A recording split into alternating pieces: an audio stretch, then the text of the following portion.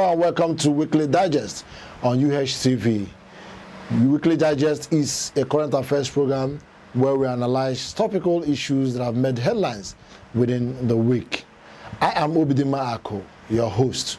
And before I continue, I want to plead with you to subscribe to our YouTube channel at Universal Heritage TV. Today I have a very special guest that will be analyzing with me today. He is a veteran, a celebrated broadcaster. He is Elder Onyebuchi Onyekewulem. Elder Onyebuchi Onyekewulem, you're welcome to the program. Thank you very much, Abdul. Viewer, you are welcome. And Abdul, let me use this opportunity to congratulate you for the establishment of this station. It's wonderful. Thank you. Thank you. Okay, so today we are going to be analyzing all the issues that happened within the week. And of course, we are going to pick them as heavy as they are. So I think the heaviest, as we have here, is the burning of the house of Professor George Obiozor, who is the chairman of Ohaneze. The president. The President General of Ohaneze Ndigbo. Yeah. His house was burnt. And before now, recently, although particularly the side of Imo State it comes from, has been enmeshed in serious security challenges. And when people think it's going to abate, I mean, it becomes more serious and begins to escalate. What's your perception about that incident? Number one is that it is highly condemnable. The President General of Ohaneze Ndigbo is not a partisan politician. Ohaneze Ndigbo is the apex socio-cultural organization of the Igbo people. And any attack on him or anything concerning him is an attack on the Igbo nation. And we were perplexed when we heard that news that his home country was firebombed. I think that was the word the state police command used, that it was firebombed. We thank God that he was not there, and we also thank God that no life was lost. Yes. How be it, it raised the insecurity tension in Imo State to its highest alert. And no wonder that the president had to summon the Imo State governor, His Excellency, distinguished Senator Hope Uzodimma, to talk about it, plus other things that happened within that same time. You know, almost on that same day, the divisional police station at Romogoma was attacked, burnt. That was for Moma. Yes, it was also attacked.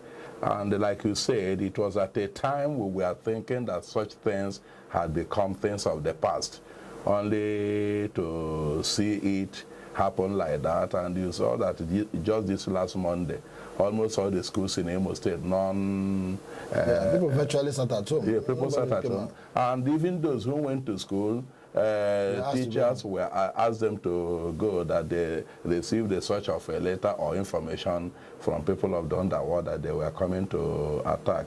So like I said earlier on, it's highly condemnable, and we think that the right things, the right measures should be done to find out, to ensure that this security situation and tension and insecurity are best in Imo State. Okay, can we see how, let's try to relate it with what is happening in Anambra State. In Anambra State, prior to the election, you saw what happened, insecurity heightened. And some people claimed it was because of the election that it happened. Now in Imo State, the burning of Professor Obiozor's house was, the police in Imo State tried to link it to, they say it's the action tends to look like the act of the ESN and the IPOB.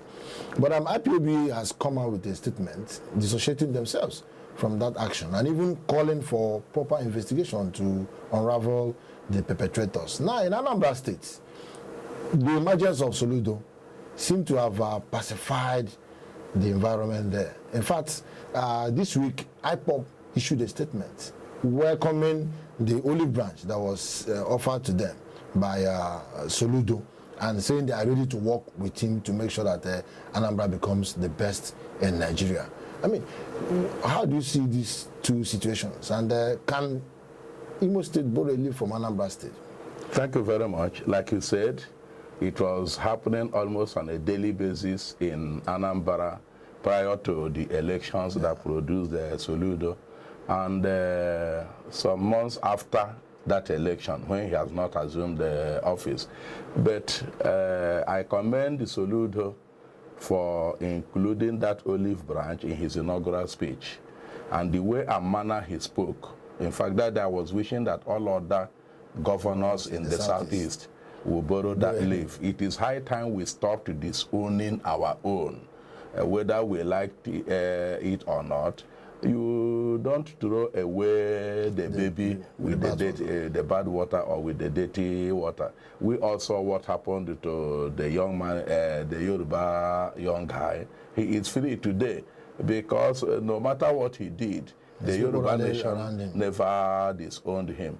They were solidly behind him and saying whether he is a bad or a good son, he is our son, and nothing should happen to him.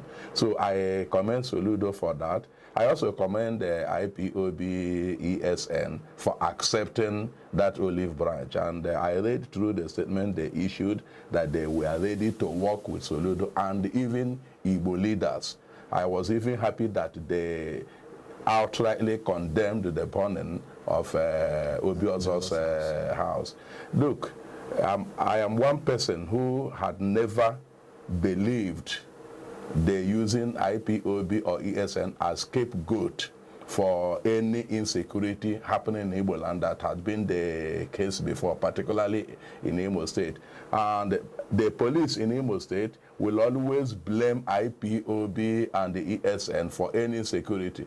And then there is this discordant tone that the government side will not blame IPOB or ESN, they will blame political opponents, their political opponents. So it's IPOB political opponents. So nobody knows that. And there are some people out there who feel that these might be the actions of fifth columnists in government who are causing this problem and blaming it either on IPOB, ESN, or on political opponents.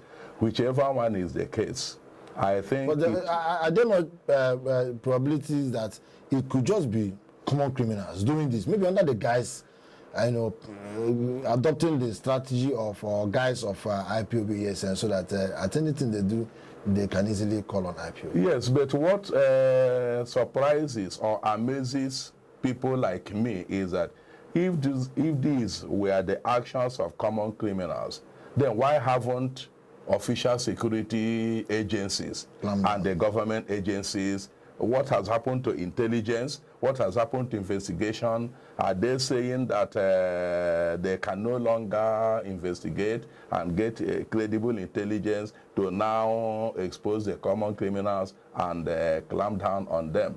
That these had been happening and nothing tangible, and you cannot lay your hand on somebody that has been arrested, prosecuted, and found guilty all these years. Is getting to 2 years now or even more, that such things are happening in Imo State. Tell you that there is more that meets the eye than we get to know about it. And the earlier the government and the security agencies did something to stop it, the better. I just want to add this one quickly. If I were the governor, I would feel challenged that such situation is happening in my own senatorial zone. Secondly, at my own backyard, my own local government or my own area, I should be challenged. And if there is something you have been doing for 2 years and it has not worked, then it is high time you change strategy or the approach. Okay. All right, so let's continue with event in Anambra State. On the day that Professor Chukwumacha Soludo was being inaugurated, there was this slapping incident that, that has really got Nigerians talking. But just a few days ago, Professor Charles Soludo described that action as a comedy. He described it as a comedy, and people are saying, is it the right way to appreciate such embarrassment, or is it right by wishing it away, as a no issue, by describing it as a comedy? He said it was a comedy that was entertaining, that has been entertaining Nigerians. How do you see it? Yeah, Abdul, number one, I think that people are misreading Soludo and misinterpreting what he said and what he actually meant. Thank God I watched that interview. Yeah. He said that to him, that he didn't allow that incident to inure negatively to him and the inauguration. That it was at the time he was about to sign in the register to become governor that incident happened, and that he didn't have a very clear view, and he knew exactly what was happening and what happened at that particular point in time, and that he knew that security people and other people had taken charge or care of the matter. So he went ahead, signed, and then started delivering his inaugural speech. But then that after the event, that so many things have started happening that he was now entertaining himself with the comic this thing that was coming out of it. You know that there have been some content developers who have made so many things out of it. Slap me, I slap you, and all that. He said he was watching it. And again, you need to understand the position that Soludo is in that matter. He cannot come completely outright to condemn either side of the matter. Whether we like it or not, Obiano played a major role in his emergence as the governor, and the woman involved is the wife of the governor. Yeah. And now this is the wife of the symbol of Igbo nation, or the Moegu Ojukwu. It is true that at the initial stage, Bianca didn't want to identify with the campaign and every effort made for Soludo to be elected because of her anger or what she termed the abuse or misuse of the husband's name in using the husband's name to win victories for Abga, and after the victory nothing was done either in his memory or to honor him or to remember him. And at the end of the day, she didn't really come out in full to so didn't even attend any campaign with them. But I think that having won, and the woman knowing that this is her state and her husband's state, did a very good thing coming to witness the inauguration. It was therefore out of place, a serious aberration for Ebele Chukwuobiano, the wife of the outgoing governor. The outgoing governor. Whether drunk or not, even if she was drunk, because anybody that watched the way she was walking towards Bianca will know that something wasn't adding up the way it should be. But she claimed, later on she issued a statement and claimed that she went to exchange their normal banter. Yes, I read that statement. And I didn't find it believable in any way. I didn't find it believable. Because even before Bianca issued her own statement, yes, eyewitnesses there, those who were sitting closer to them, those who heard when whatever was being said, had already come out to say that Ebele Chukwu went there and started asking her, "What are you doing here? Were you not the person who said..." In your own assessment, yes, didn't you think Bianca overreacted? No. As a diplomat, she is, and such a forum. There's no doubt about that. She overreacted. She didn't play complete maturity. She didn't show complete maturity. No matter the height of provocation, she should have controlled herself and not allowed it to get to the issue of violence. Because whether you liked it or not, if they were not high up citizens as they were, if they were like you and I, what would be in the police would be two fighting. Yes, they would have been arrested. Yes, but nobody has been arrested. Nobody has been arrested. That's, you know, okay, in the animal kingdom, all animals are equal, but some are more equal than others. Yeah. But another angle to that event is what people are saying about the man who went to separate them, the way he hugged Bianca. People are raising, is that how you separate people? Because at the time he went there, Bianca, there was no fisticuff. The matter had been a bit settled down, and then he hugged her and then held on for quite some minutes. And people are saying, is this how to, I mean, I was personally... You look like somebody that was taking an opportunity of something. I was personally embarrassed by that hugging you talked about, and looked to me like somebody who had been looking for such an opportunity, and they found it and seized it. But on the other side, I was surprised that Bianca herself did not show any sign of wanting to pull out. Yeah. Or she was comfortable with it. It seemed she was comfortable with it, or would we say at the heat of it, or she never realized perhaps that the person was hugging her was a man. I wouldn't know. Or was she carried away by the fury of the moment? The moment. But whichever way you look at it, it was an embarrassing scene. That hugging was anyway, we heard that Ojukwo's kinsman or someone the man. I don't know if it's true or not. Well, if there's someone him, will it be out of place? I don't think it will be really out of place, but I don't think that it is he alone that should be answering questions. Bianca should also be answering questions. Why she allowed to the husband's people.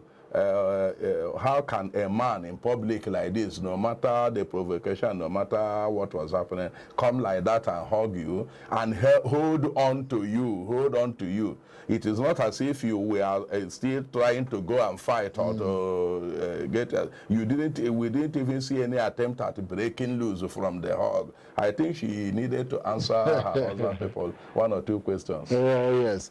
Okay. Remember, it's a weekly digest on UHTv, and I'm here with Elder Onyebuchi Onyikebulam, a veteran journalist, an elder statesman. If it were in some other civilized countries, but now people like you would have been, the states should be taking care of you. You know, because you gave your best. Our friend Ojimo, when he was alive, said we are millionaires and not millionaires. No. Trying to talk about the situation of on-air personalities and celebrities in Nigeria.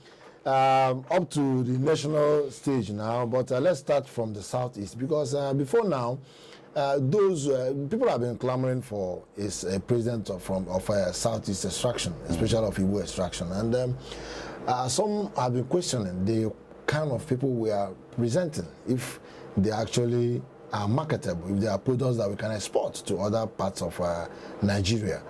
But recently, a few days ago, P2B, the one they call Okute, everybody had been expecting, that he declares for presidency. In fact, urging him. You know, there's been this clamor, this call on him, and he has, heeded to it, because yesterday he addressed some traditional rulers in Anambra State, and he told them that he now wants to go to contest for the presidency and ask for their prayers. Now that P2B, some would say the big masquerade, has entered the ring. Remember in the last election, he was the running mate to Atiku Abubakar. And when Abubakar declared for president, he attended that ceremony. I mean, the recent declaration a few days ago, he was there. And people thought probably he was there to, as the running mate. But now he's come as a presidential candidate. What does it portend for the Igbos? And then what becomes of the relationship between him and Atiku? Will Atiku feel betrayed? Let me start at the time P2B had not either indicated he was going to declare or declared. It cannot be said that no credible Igbo persons have shown interest in the presidency of the country this time around. And I am one of those who seriously support the clamor that the presidency of Nigeria should be seated or should come from the southeast. It is overdue. And nobody can say that a former Senate president, a former secretary to the federal government, is not qualified. He had been at the legislature, at the apex of it, at the executive, at what one may call a high level of it, that he cannot. And he is also a legal person, a barrister at law, a lawyer. So he also knows one or two things about judiciary, that he's not qualified to be president or he's not a credible person. Now in the United States, before Trump came out to declare his intention and then later on become president of America. He had not been in the House of Assembly of any state, had not been in the Senate, had not been in the House of Representatives, had not held any government position. I think that is the same thing with somebody like Samuel Habonwa. But some Americans will tell you that Trump was a disaster. Yes, I know. No, we are now talking of before he declared that. I'm trying to say that. But some Americans tell you that Trump is a disaster. Other Americans will tell you that today they still want Trump to run again. And Trump wants also to run again. And if care is not taken... But the test of popularity in a democracy is election, and he lost the election. Yes, but I'm saying that if care is not taken, is he going to be the Republican candidate in the next election that is coming? The only point I'm trying to make is that by the time he came up, he was only a businessman, a known businessman. There's nothing wrong in somebody just coming from the scratch. Just like Sam Uhabonwa.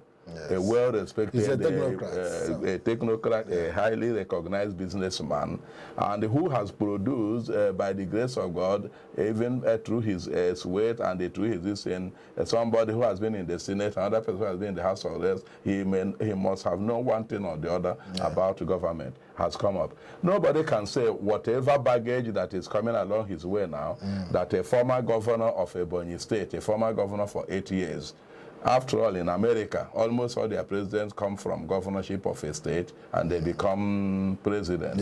Cannot. So the point I'm trying to make is that some Igbo people have come. We cannot also forget the audacity of a declaration of our own Rochas Okorocha, the way he declared. Even with what many may call statements he made. The statement he made.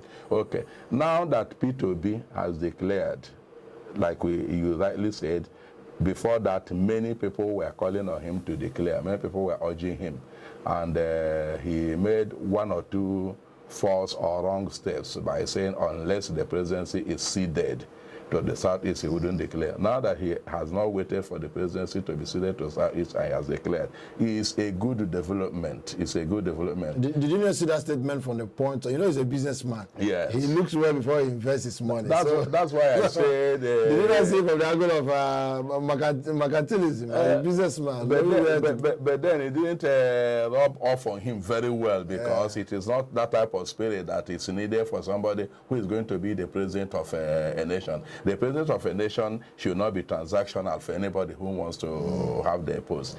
Now that he has declared, I am one of those who would have been on the rooftops rooting for him. But I have one or two reservations.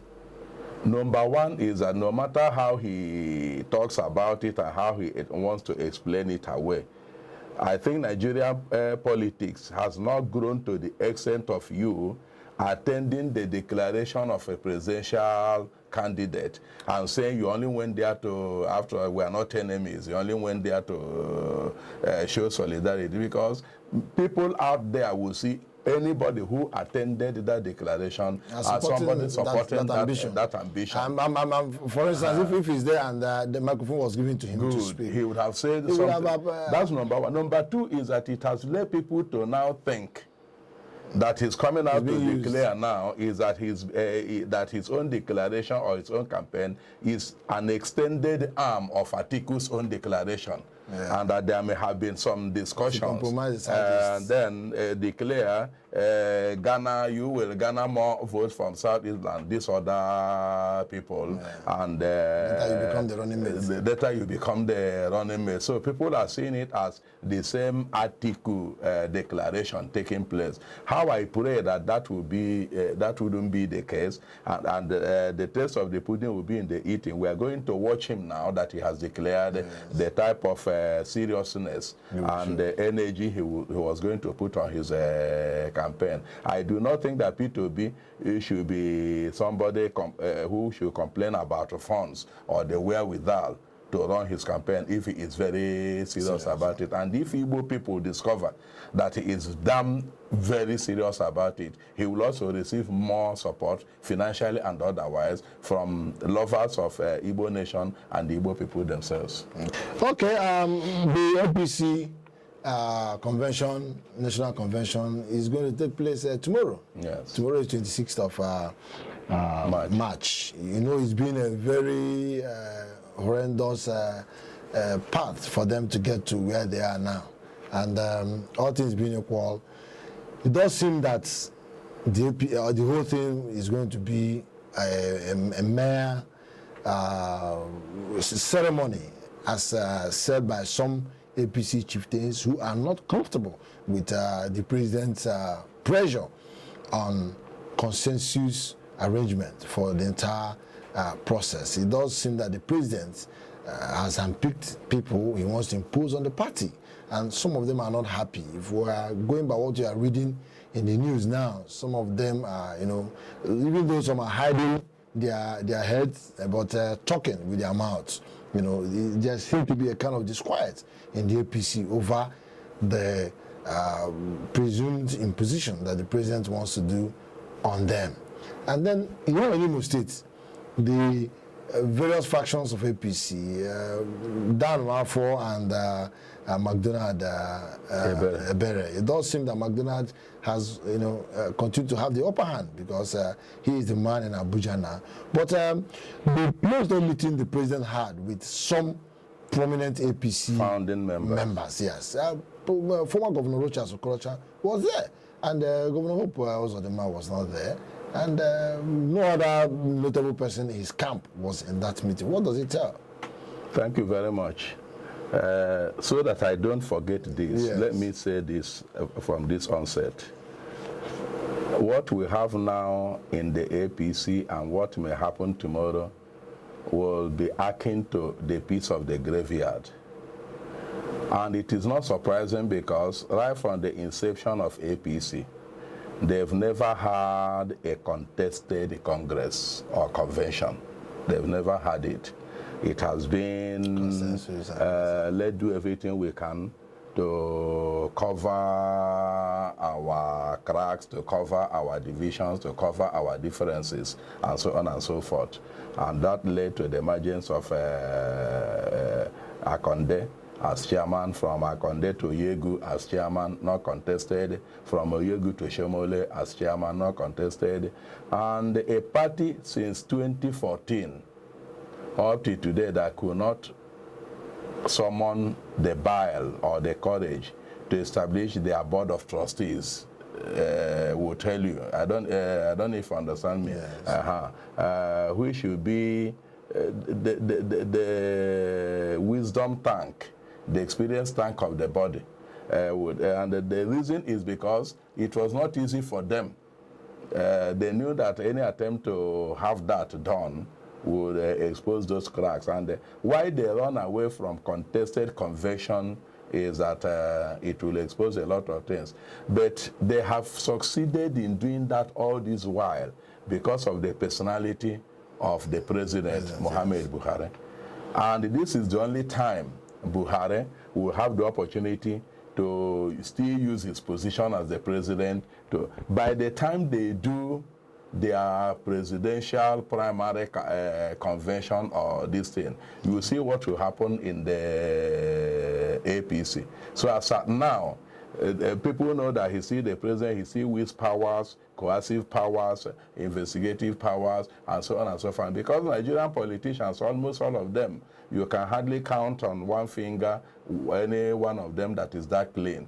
So when you are called and they confronted the one thing, you keep quiet and you go and do you fall in line and do what you're supposed to do. So that is about that. By tomorrow, I know that the person that some people are saying, I don't know how true it is, but they are alleging that somebody being investigated by EFCC to the tune of 15 billion is the person that has been anointed to be the national chairman of the party of the president that says he is fighting corruption. Be that as it may, they will have their day. Now coming to Imo State here, yes, the problem between Okorocha faction and the Camp Hope faction will only end around the 27th of May, when we are looking, waiting for the Supreme Court judgment. By then, this convention would have come and gone. But I don't think that of the elective convention for primaries would have come and gone. So I think the two meetings that ended balanced itself. In that of State Party Chairman Donald Ebere was there representing the Ozadema faction. In that of founding members of the party, At the Villa. Rochas was there representing his own faction. And I don't know what has happened to the post to ceded to Imo State. Yes. I mean the national positions. Yes. It's only after tomorrow or before tomorrow or before the election when the highly expected unity list comes out. We will now know the name of the person representing Imo State, which faction will it come. But be that as it may, nobody should worry himself or herself about the convention tomorrow and the outcome of it. They may just do it their usual way of wanting to avoid the cracks. They are only postponing the evil day. But I myself, I support what is happening. Let it happen, because at the end of the day, it will all go well for the Nigerian nation, because by the time the implosion will happen, because I do not see a situation where if Tinubu didn't get the ticket of APC, he and his people will keep quiet. And if he gets it, those who are so opposed to him in APC, then will also, so we may see a repeat of what happened in 2014 to PDP, the new PDP and all that happening. And we must also see a situation where the type of betrayal that happened to Goodluck Jonathan, where even governors who claim to be supporting him received money from PDP, worked against him, and they turned out votes for the opponent. It will happen this time around. All right. Yeah. Okay, time is not on our side. We have to be rounding off now. So let's round off with the roads in Imo State. You know, the rains have eventually come. Before now, when the dry season came, everybody was shouting that the government should, quickly start road constructions. Now the rain has come. I don't know. How do you live in Imo State? Yes, I do. So what's your understanding of the environment now as regards roads? Because for me, where I live at MCC Road, the road is they are working there, but the speed is not enough, and the rain has just come. And the strategic places they are supposed to fix, like the Chukwuma Nwaha roundabout, has not been done. And the rain is, getting intensive. So we doubt if they may be able to meet up. So what's your own take? Well, you have summarized the exact situation of the roads in Imo State and how calls were being made at the inception of the dry season for government to start doing something, and until they eventually started. Let's believe God that they will, with the little time that is left before the rainy seasons fully come in, will go to those important areas that may pose serious problem to Imo people, and do some palliative measures to ensure that such problems are not caused. But I just have to say kudos to them for the ones they have done all around Imo State. We cannot deny they have not done anything at all on roads. All right, thank you, Elder Onyebuchi Onike William, for being our guest today. I hope subsequently you also be coming to the studio for more programs. Thank you very much, Abdul. Thank you. I wish you all the best. I'm in love with Universal Heritage Television, and I believe that the whole world will be informed. God bless you. Thank you.